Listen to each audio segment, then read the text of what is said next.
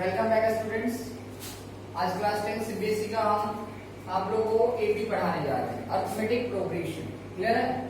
पहले समझेंगे कि अरिथमेटिक प्रोग्रेशन होता क्या है, कैसे हम आइडेंटिफाई करेंगे कि कोई भी सीक्वेंस वो एपी में है या नहीं। क्लियर है? इसका एक ही चेक करने का मेथड है जो मैं आपको क्लियर करता हूँ। देखिए 10th maths chapter 5 AP short में बोला जाता है, it means arithmetic progression concept. अब देखिए check the AP arithmetic progression. Clear है? हम एक सीक्वेंस लिए हैं 4 7 10 30 60। ठीक है, अब इस चेक करना है सीक्वेंस जो है एपी में है कि नहीं। क्लियर है? तो किसी भी एपी को चेक करने का एक ही मेथड है, क्या है? कोई भी टर्म और उसका जस्ट प्रीसीडिंग टर्म, मतलब कोई भी टर्म और उसके जस्ट पहले वाला टर्म को सब्ट्रैक्ट करेंगे। अगर सब इक्वल आ रहा है तो समझेंगे कि एपी में। इट मींस कहने का मतलब क्या, ये फर्स्ट टर्म है, सेकंड टर्म है, थर्ड है, फोर्थ है और फिफ्थ है।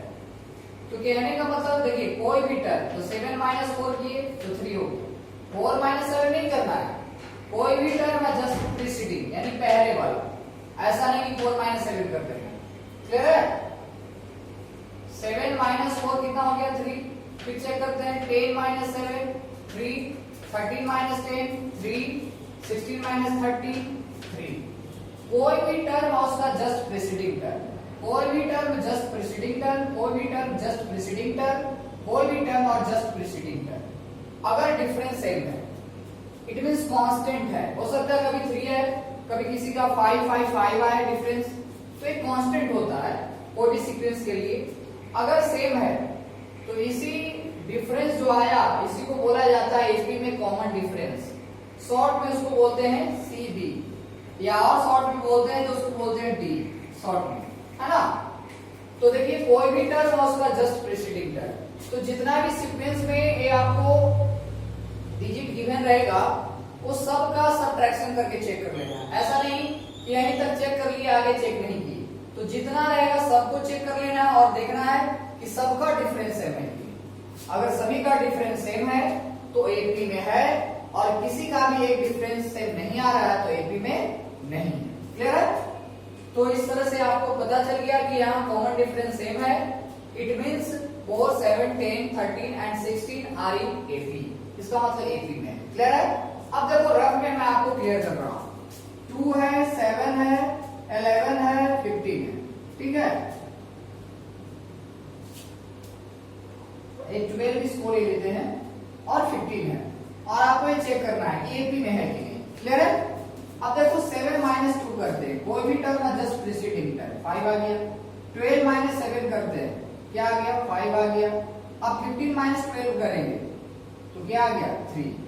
तो यहाँ तो कॉमन डिफरेंस सेम नहीं हुआ, ये दोनों का 5 है 3 आया, तो यहाँ कॉमन डिफरेंस सेम नहीं है, इसका मतलब एपी में नहीं है। क्लियर है?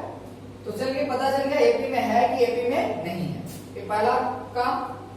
चलिए बात करते हैं बच्चे, अब जब एपी में हो गया तो इसमें 4 टर्म होता है। फर्स्ट टर्म होता है जिसे ए से डिनोट करते हैं, नंबर ऑफ टोटल टर्म जिसको एन से डिनोट करते हैं, कॉमन डिफरेंस जिसे डी से डिनोट करते हैं, और TN it means last term L से भी डिनोट करते हैं। तो इसके बारे में हम आपको फेमिलियर कर रहे हैं। ठीक है?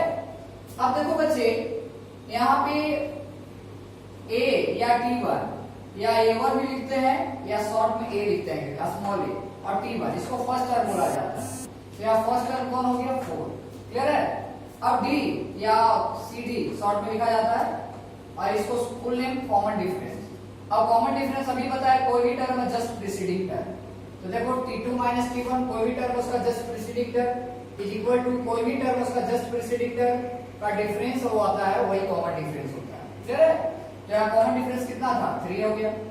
अब देखिए TN AN या AL, या इसको बोलते हैं लास्ट टर्म, या इसको बोलते हैं nth टर्म भी बोलते हैं, nth टर्म। TN बोलो, AN बोलो, या स्मॉल l बोलो, लास्ट टर्म बोलो, या nth टर्म बोलो, ये सभी सेम होता है। तो यहाँ पर लास्ट टर्म कौन है?